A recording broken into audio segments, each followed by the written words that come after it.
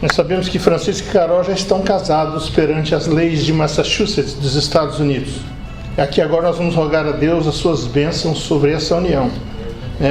Nós vamos trazer para eles, e para aqueles que são casados, para aqueles que vão casar, algumas orientações da Palavra de Deus para o sucesso do casamento, para o sucesso da família. Que nós sabemos que hoje em dia o mundo banalizou muito essa entidade criada por Deus, mas nós vamos mostrar que se Jesus for o cabeça dessa união, se for o governo, a direção, ambos deverão submeter-se a esse cabeça que é o Senhor Jesus, para que a bênção do Senhor seja grande sobre eles. Nós sabemos que a origem do casamento, ela antecede a criação da igreja, antecede a criação do Estado, dos governos e sobretudo da lei. Então nós não podemos, do ponto de vista espiritual, aceitar nenhuma lei, nenhuma instituição quebrar essa união, quebrar o casamento, porque foi algo estabelecido muito antes de todas essas coisas. Então nós vamos aqui para que nós possamos ser felizes no nosso casamento. É uma prática que eu tenho usado e que, se você usar, você vai ser feliz no seu casamento. E também Carol e Francisco. A palavra do Senhor diz em Efésios, que está na tela, sujeitando-vos uns aos outros no temor de Deus. Vamos ler juntos esse texto? Sujeitando-vos uns aos outros no temor de Deus. Irmãos, nós precisamos entender que nada pode invalidar essa instituição criada por Deus, né? Como eu já disse, a sua origem antecede a qualquer outra organização dessa vida. Então nós vamos falar hoje de um assunto muito importante, que é a submissão, que é o que está no versículo aí. Deixa o tempo todo para mim na tela aí. Sujeitar é submeter-se, né? É submissão. E não está falando aqui a Carol é submissa ao Francisco, ou Francisco a Carol, não. Sujeitando-vos uns aos outros, tanto um ao outro quanto o outro ao um. É recíproco esse comportamento. E quando nós fazemos isso com temor ao Senhor, nós receberemos muitas bênçãos do Senhor. E a submissão inteligente é uma submissão à luz da palavra de Deus. E nós vamos ver aqui, né, que a submissão não é ser inferior. Não. A submissão não é ser passivo, aceitar tudo que se diz. Não. A submissão não é ser apagado num relacionamento. Não, aqui quem manda é fulano e eu sou... Não. A submissão não é viver sem direitos. Não, não é nada disso. A submissão não é viver sem vez e nem sem voz. Não, no meu casamento eu não mando, porque quem manda... Esses conceitos nós precisamos de rever, porque se eles existem, eles é o começo do fim de uma relação. As pessoas em uma relação de casamento não podem se anular, né? Elas não podem se sentir inferior. E o plano divino é que a mulher nunca seja inferior ao homem, porque lá em Gênesis 2 fala de como a mulher foi formada. Ela não foi tirada do pé do homem, não foi tirada da canela, mas foi tirada aqui, né? Ou seja, não, é para ela viver do lado do homem, de igualdade. A mulher não anda na frente e nem atrás, ela anda do lado.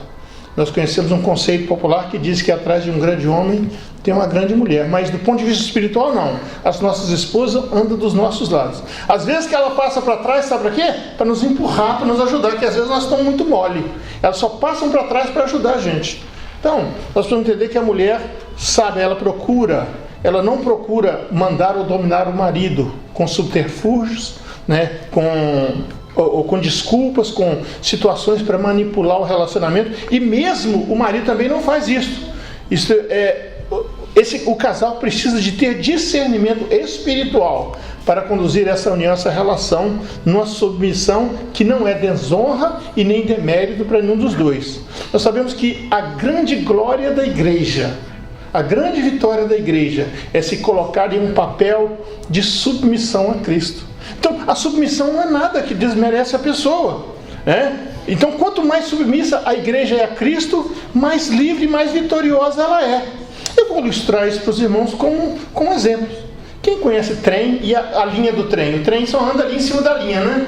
Pode parecer, ele está submisso à linha, ele não pode sair da linha. Mas se você tirar ele da linha, ele não anda nem 1 milímetro, porque ele enterra no chão por causa do peso e não sai do lugar. Então o trilho ali, a submissão ao trilho, é uma liberdade extraordinária para o trem. O carro também que você tem que ser dirige, você vai com o seu carro em qualquer lugar. Mas se você não submeter às leis do estado de Massachusetts, desse país, seu carro vai ser rebocado, vai ser tirado das ruas, você perde a liberdade. Então, submissão representa liberdade. Quando nós nos submetemos, nós estamos nos fazendo livres, né? Então, a mulher sábia, ela edifica a casa, isso está na palavra, e ela luta sempre para transformar esse lar num ninho de amor, né? Um ninho de carinho, um lugar aconchegante para a família. Então, a mulher, ela deve ajudar o marido a alavancar, né? Eles juntos devem descobrir quem tem mais habilidade de administrar certas coisas dentro da casa, porque isso não deve ser o privilégio de A ou de B, mas deve ser algo conversado para que esse casamento seja preservado. Então, a palavra submissão, ela é importantíssima em todos os relacionamentos. Ela é importantíssima em todos os relacionamentos humanos. Os irmãos lembram que quando vocês trabalharam em alguma empresa, vocês eram submissos a alguém ali. Mas foi um período, foi temporário. Depois que você saiu da empresa, essa submissão acaba. Até mesmo com relacionamento entre parentes, seus primos que você viveu na infância e hoje não vive mais, existia ali uma situação de respeito e submissão um ao outro, porque a submissão é importante no relacionamento.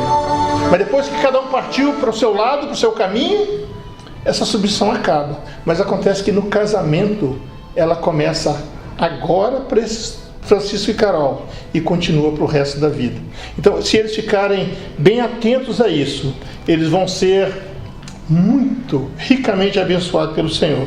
E ao tratar dessas relações pessoais, o apóstolo Paulo principia aqui por aquilo que é básico no lar, né? O apóstolo Paulo, ele fala que o relacionamento entre o marido e a esposa, e ele destaca, está com dificuldade no sonho. Pode baixar um pouquinho mais, por favor. O apóstolo Paulo mostra. O apóstolo Paulo não mostra Francisco e Carol e vocês que estão presentes quais são os seus direitos no casamento. Não existe na Bíblia quais são os meus direitos. Não, existe quais são os meus deveres. Então, quando nós nos colocamos nessa posição de cumprir os nossos deveres, nós vamos alcançar os nossos direitos automaticamente, é coisa natural. E nós sabemos que a submissão ela pode ser vista por dois aspectos. Do ponto de vista social e do ponto de vista bíblico, espiritual. E do ponto de vista social, nós podemos ver que ela fala de um machismo, fala de uma sociedade exclusivista, mas do ponto espiritual nós vemos que a submissão é uma bênção para a vida da família. Então, se nós formos olhar no dicionário, o dicionário diz que submissão é submeter, é depender. Mas quando nós olhamos no dicionário bíblico, ele já mostra a submissão como uma obediência. Então, irmãos, eu conheço um filósofo que escreveu sobre a história do povo judeu, e ele fala que naquela época as mulheres sofriam muito porque elas eram relegadas ao segundo plano da sociedade. E graças a Deus, essas coisas não existem no nosso meio.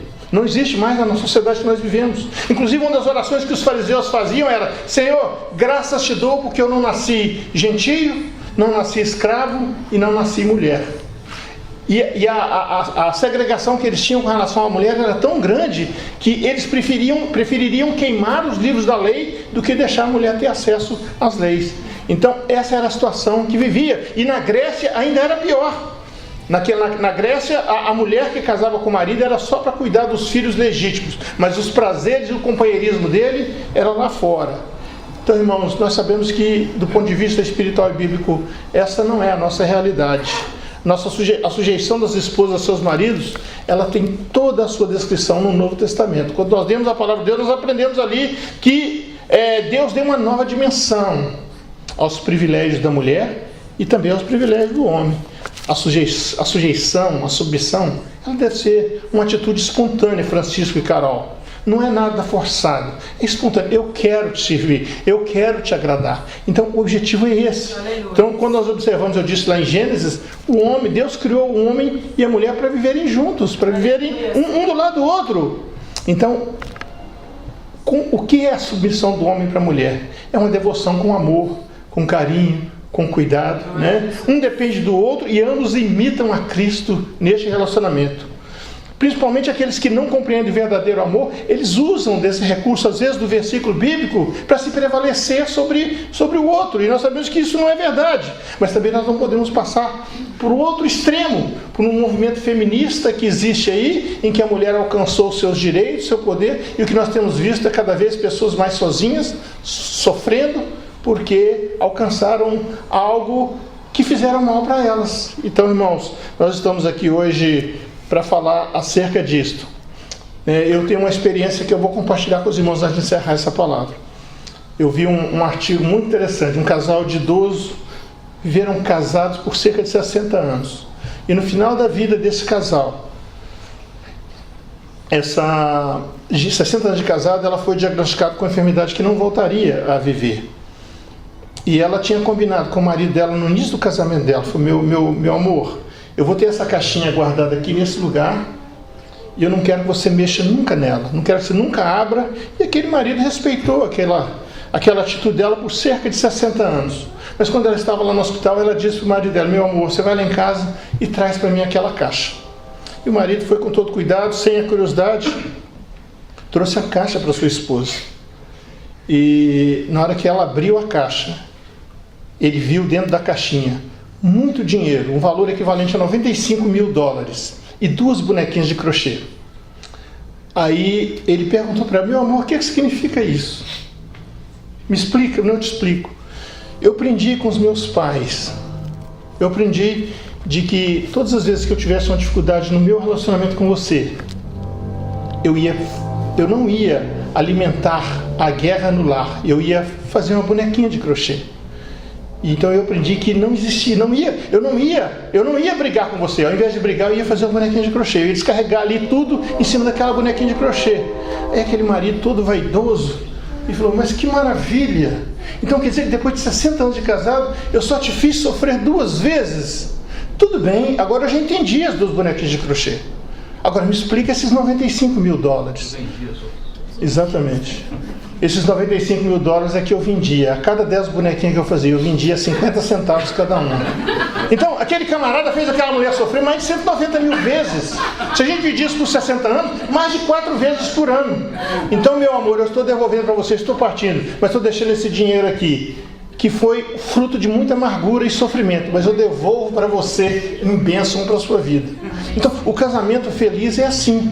Você às vezes é ofendido, ou você, às vezes é ferido por alguma circunstância, situação, mas você devolve numa palavra de carinho, que a Bíblia fala, a palavra branda, né? Ela desvia o furor, mas a palavra dura suscita a ira.